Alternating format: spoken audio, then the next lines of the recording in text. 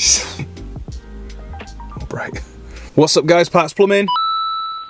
Hope you all had a good week and earned a few quid. I think this week I'm going to talk about the number one thing that's bad for your business if you are self-employed, and that's callbacks. What are you? An idiot sandwich.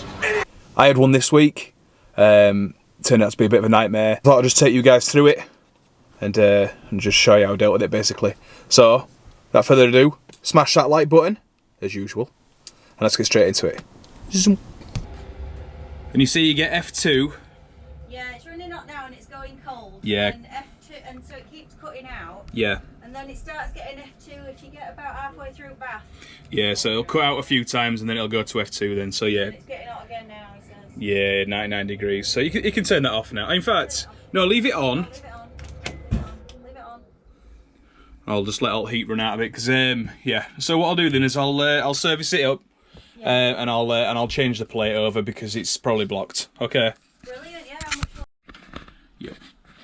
So you saw me then with a nice lady. So what I'm gonna do, I've got a clean one in the van. I'm gonna change that plate over. Just take the lid off and give it a bit of a service. Story with this one, I looked after this one for quite a while. This was one of the first touchscreen ones, and then the guy moved, and because I put a sticker on the boiler, I got the repeat work. So that's a tip to you guys: if you've got any stickers, put them on. Right, let's get to it.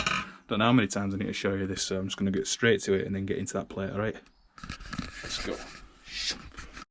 Okay, when you're taking the heat exchanger out, that gives you more of a more access to that plate then. So we need to drain it down. So isolate the boiler. You know the drill. Isolate it down. Turn the water off. I think. No, we ain't got a hot tap in here. We will have some water. I have to crack the hot as well down there and drain it down. So we get thingy. Pop the diverter head off. So it's in mid position, and there'll be an easier drain down then. So let's do that. I'll go get a bucket. Messy again in here. So there's my pile of clean ones. Look, I think we'll be alright with that. Sound. Cut to the scene where my new method of cleaning plates. Chop.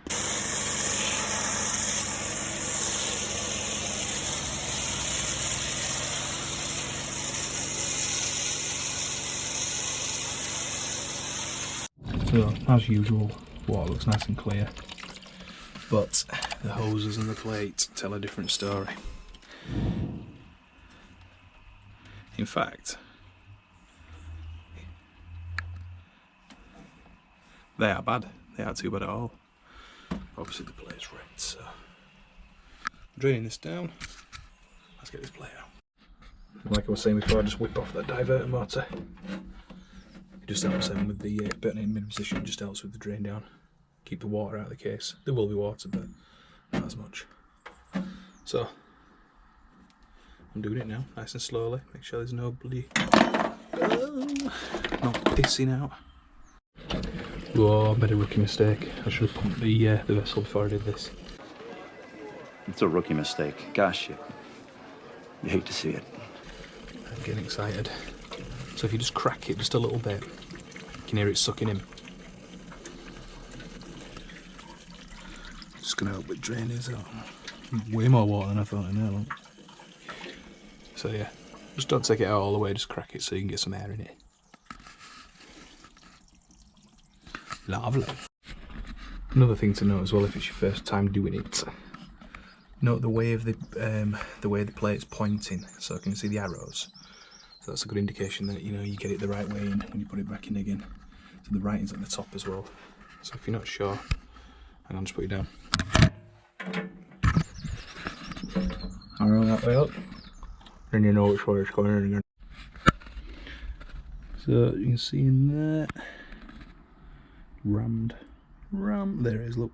Woof, dirty wee bastard. Yeah, so now it's getting through that. So new one in. Little tip for these: put a bit of grease. Put a bit of grease around there. Okay, that's new one in. Obviously arrows facing the right way. Finish the service and then get on with my day. So I'll catch you at the next one. I were halfway home. I think I were doing something that evening as well, and the dreaded callback. Hiya Tom, you just here 2 minutes ago. My boiler's doing the same thing, can you come back? No, God! So what do? I just do the same thing. Just stop everything that I'm doing, turn around, and just go straight back to the job. So yeah, old magnet for Magna Clean. Get that in there, look.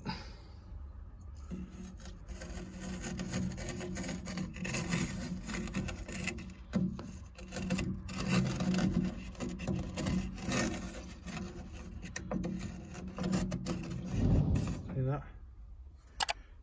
Magic. It stay at that.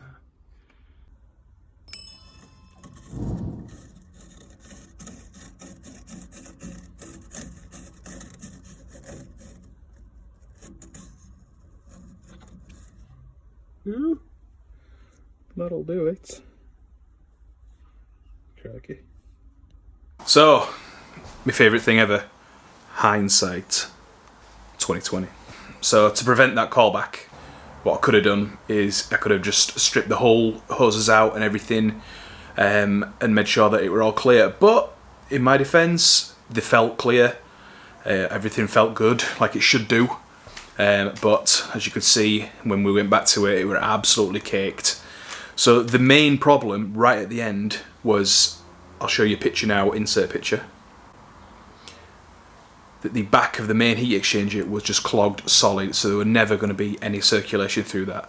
So that's one to look out for in the future, and that's definitely one that's in my sort of memory banks. So what I want to ask you this week is, how do you guys deal with the callbacks? Do you go straight away?